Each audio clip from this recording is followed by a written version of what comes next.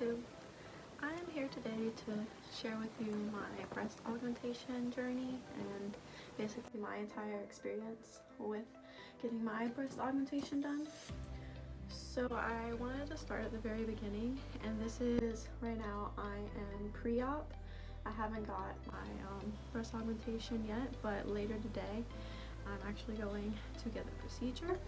But it all started back in September. I made an appointment and I didn't get in until around October for just the consultation. The consultation was actually really informative because I did a bunch of research on YouTube before, and even with watching all of the YouTube videos I still went in and learned even more. So I wanted to share with you what I learned. So of course when I went in, I had to undress and get in a hospital gown. It opened in the front, so when the surgeon actually came in, he told me to just show him what I'm working with basically, and that was when he said that not only do I qualify for a breast augmentation, that's what I wanted, but I also would need a lift. And I was pretty discouraged to hear that at first. I was like, no, not me. No, I don't want to lift. And he told me that the lift would make it look better, it would sit right, and he basically told me all I need to know about breast lifts, which I was not informed about. So I'll let you know what I learned. When I went in, he told me basically that one boob set differently than the other one, and he measured the distance between my nipple to my rib cage, if that makes any sense. There's a certain measurement that he had to take, and he said it was different from the other side to one side, and he was taking a Sharpie and drawing where he would make his incision for the lift. And I had told him I don't want the lollipop lift, which is an incision around your nipple and then straight down, so it looks like a lollipop. I'm not sure if I'm explaining that right, but I wanted to show you what he drew on me, and it actually transferred into my bra. I'm not sure if it's still there. It was a couple, now it's mid-November, so it was a couple months ago. I've washed it. But what he did is he drew around my nipple, and then you can kind of see the second line right there. So that space between there and there is what he will be removing. So I'm getting a donut lift, which is all the way around my nipple, and that little space is what he's going to remove. That's basically the difference between my two boobs. So one side is getting a lift, and they're both getting a donut incision. Because I'm getting my nipples also resized. They're gonna be more like twins instead of sisters. So for that fact, we're also, since I have two different sized boobs, he's gonna give me two different size implants. So it was pretty funny when he was telling me that one boob was about 22 raisins bigger than the other. I thought that was a really weird measurement, but he said for that reason I need two different size implants, and if not, he'll end up using two of the same size implants depending on how they look after they get everything situated. He'll make that call. He also said that he could remove some of my breast tissue on the one side that's bigger, and I wouldn't even know it, which I basically would need a lift if I want to get a good looking breast augmentation. So with the breast augmentation, I'm deciding to go under my muscle, which it's the muscle that's actually sitting up here. So my implant will actually contract up under my muscle and be up under my muscle and slowly let down over the course of 4 weeks. Gravity will bring my implant down. I'm getting the Real Feel silicone implant. I think I'm doing a moderate profile, and I'm only going with 240 cc's. Like I said, each boob is a little different, but I think the biggest one is 245. So I'll let you know afterwards what I ended up going with, because like I said, he might switch it up a little bit once he puts me under. But as of right now, I'm getting a very small implant, and I'm trying to just keep my bra size, but lift them up here. I have no breast tissue up here, no cleavage right here, and like I said, I need a lift. So I'm really just trying to keep the shape correct and keep the size right the way I like it. I'm not really doing it to go bigger in size. I'm not really doing it for anything other than like for them to sit right. I knew going in that I needed a lift, but after hearing exactly, you know, how medically different terms, like the medical terms for it, hearing how different they were, like 22 raisins different, it's like I know this was something I wanted to do to get my boobs to look more the same on each side. That's another thing. I want them to look more the same. So that's why I'm choosing to get a breast augmentation. And I'm going with Dr. Lyman. He's here in Richmond. He's at Richmond Surgical Arts. And so far, so good. I really liked my consultation with him. Like I said, he was really informative. He took his time. He drew the lines so I'd understand. He showed me different implant sizes so I'd understand, because I knew going in I wanted smaller implants. He wanted me to see what bigger ones look like. I am really happy with my experience there. I went in for another appointment this month's November, just to put my down payment down and talk to the nurse about like anything I need for surgery and surgery prep. So I wanted to show you guys what I got for my surgery prep. So basically anything that I've spent additional money on for this procedure, I wanted to show you. Now that I'm ready to take a shower, I'm actually going to use this, which was recommended on the list I got to take home from my appointment with the nurse. She put this down on the paper saying that it's a good thing to have before surgery and after. It was pretty pricey though for soap. It was like about $22 for this. And then included, I had on the list gauze, or basically like liner pads, and she gave me this bra that clasps in the front, but I had already bought these off of Amazon that zip in the front. This is without the pad, and this is with. Honestly, I don't think I'll keep the pads in, but we'll see. I also got a neck pillow because I know I'm gonna be laid up in bed, and these were some things that I grabbed on my own accord. I heard these are really good for scars. I've been using this for my C-section scar, and I've seen a big difference. I won't be using these until about 3 weeks post-op. After the procedure, I heard that your back can really hurt from laying down on the operating table and the muscles. So I also heard that your throat can hurt after the operation, so I grabbed some of this. This was also on the list. I had never heard of this, but basically don't use Neosporin, use this.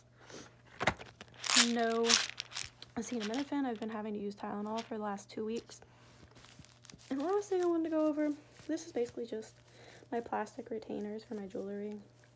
I had to buy some additional plastic retainers for my nose and my smiley and all that. I had to take out my belly ring. Can't wear my wedding ring or any makeup, so I'm about to go scrub up.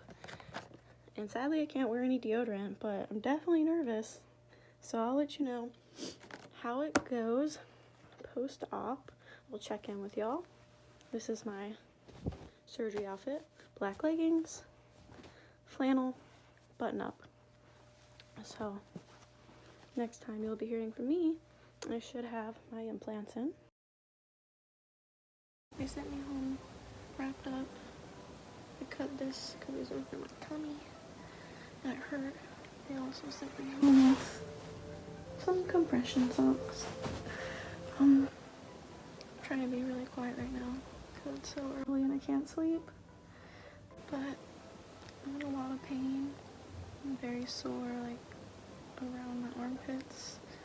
I'm just gonna be able to take this off today and put on a compression bra. Hopefully that's more comfortable. I'll let you know. Once I'm feeling better, I'll give you some more details about what happened. The peak of my swelling will be at 48 hours. So I haven't even quite made it 24 hours. But I'm trying to show you guys, I have gauze under it, face bandage, and I had cut right here because it was on top of my tummy and really constricted my tummy, and sometimes I just get all this pain up here, so I just roll that down. but I do plan on keeping it on even though it's so uncomfortable. It's doing a really great job at compressing everything, which is good because, I mean, just think about it. If your chest hurts and you just walk, your chest is bouncing with every step, so this really helps keep that from happening. I also have compression bras, but I think this is much tighter than any bra I've ever put on, so that's why eating was becoming pretty difficult. I might cut it a little higher, but I don't want it to come unraveled. But more about yesterday, I was in triage for a couple hours, so I actually had my surgery a little later. That's why I'm not quite 24 hours yet. I have nothing but nice things to say about Richmond Surgical Center and their nurses, even though everything was a little, behind on time. I wasn't mad to be there. And I had so many questions anyways. In each appointment, I brought in a list of questions. And so basically when I was in triage here, I had a list of questions. I asked all kinds of questions and they gave me answers, and I want to be able to share those questions and answers with you guys. Maybe when I feel a little better, maybe I'll do a second video after this. But right now, I'm 24 hours post-op and I'm doing much better than I was. About 1 hour post-op was just the most difficult. But yeah, I made it through one night, and I'll check in with you guys a little later once I take this off, I think, and I see what we're working with.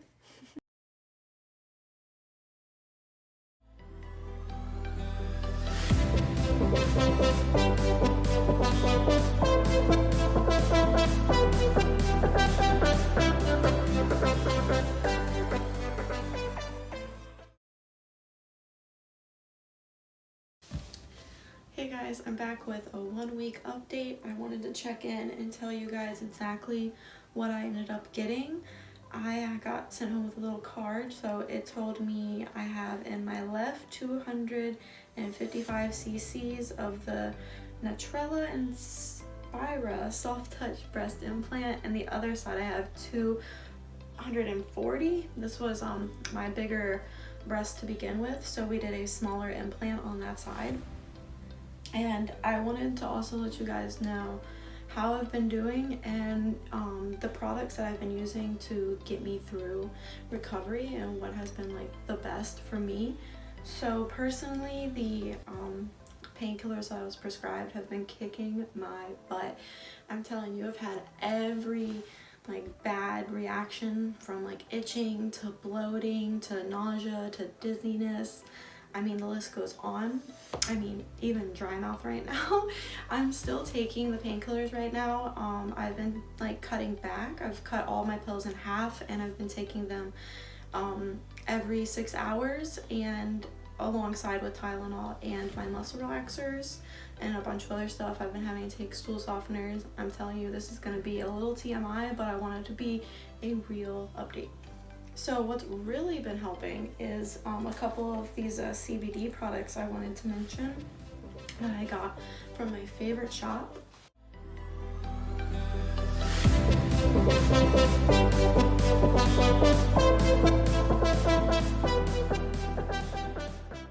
This is a full spectrum salve, and it has 2000 mg CBD, and it looks like this. It can melt sometimes. If it gets a little warm, it gets kind of runny, but I've used about half of this in just a week, and I'm telling you, I'll put it on where my muscles are hurting me, which for me is my armpits and the top of my chest, and I'll rub this on and it helps almost immediately. Also, when I wake up to take my medicine every 6 hours, I have to do that at 12 and 6, and it helps to use it alongside with some Sleepy Time CBD. This is the Cana-Aid Nighttime Relief CBN 600 milligrams. I got the 30 ml bottle. And then the last thing I've been using is, I believe it's the Medic Chill Anxiety Relief Cart. It's Grape Ape up in here. I can't remember everything because I threw away the packaging, but basically whenever I'm having anxiety, I feel my heart pounding, if I'm just uncomfortable, I've been using this and it really takes the edge off. I'm not supposed to do any exercising or anything that raises my heart rate because it makes your blood pump faster, and because it can make you bleed easier, and luckily I'm one of those that bled a lot during my surgery. I have some scabbing, and when I went to the doctor to get my what they're called as peri strips that were around my incision sites, I ended up bleeding when he ripped them off. So I wanted to talk about what he sent me home with. It's a petroleum dressing, so it's like a sheet of gauze that is soaked in some medicine, and he said like basically people don't become allergic to it, and it's to keep from sticking. And so I'm just going to show you what that looks like. It was a couple of these he cut, and it's like it's wet and it's yellow and it stinks but he put that on immediately after taking off my peri strips, and I had one stitch on my left side to take out. And just to be honest, that was horrific. I really was terrible at getting my bandages removed. I think because, like he said, I had a lot of scabbing there. He also told me that my recovery has been rough because my muscles were so tight. I think some people might not experience as much muscle tightness as I have, but for me the pain has been pretty high, and having the CBD really helps. The other products I wanted to talk about is like the heating pad I've been using. I picked this one up from CVS, I believe, either CVS or Walgreens. And I keep it on the lowest setting, and I keep it on my back most of the time, but when I'm going to sleep I have to sleep sitting up. And so I picked this up from Amazon, and it has some pockets on the side. I've been using this to keep me upright at night, so as my implants drop at night, I'm still sitting. I think it's at a 60-degree angle. I can't remember. They want you to sit up at some degree so your implants continue to drop, and that's when I usually take this off, or to relieve some of the pressure I'll unzip it halfway. But I've been feeling most of the pressure up here in the top and around the sides, and my incision is not here on my armpits, but around my nipple. So I've been having a lot of bruising around the incision site, and I've been using this bruise cream to try to relieve some of the like tenderness I have when putting on a bra due to the bruising. I have to start these massages pretty soon, and I did not want to be like messing with my bruises as I'm trying to massage out the implant, and so I'm trying to heal that as quickly as possible. I've been using Arnicare bruise cream. I know there's like a couple of different brands, and I think this is the last day I'm gonna be using the bruise cream because you're supposed to use it for like just a couple days, and the bruising isn't like 100% healed, but once it's 100% healed, I'm gonna start doing those massages. Right now I'm just literally in too much pain to be doing that, and I'm hoping with my next update that I'll be doing a lot better, since today's the last day I'm supposed to be on muscle relaxers, and like I said, I've been cutting back on my pain medicine. So I'll let you guys know very soon when this pain starts to subside, and I wanted to give you a little look at where my implants are sitting at 1 week. I can't show you too much, and I don't want to take this off, of course, but the bruising is still like under here as well. I'm not sure if you can tell, but I don't think I have any bruising around my armpits. It's maybe I'm feeling the muscle, but also stretching pain. Luckily I didn't have too much stretching pain or anything like that because I didn't get very large implants.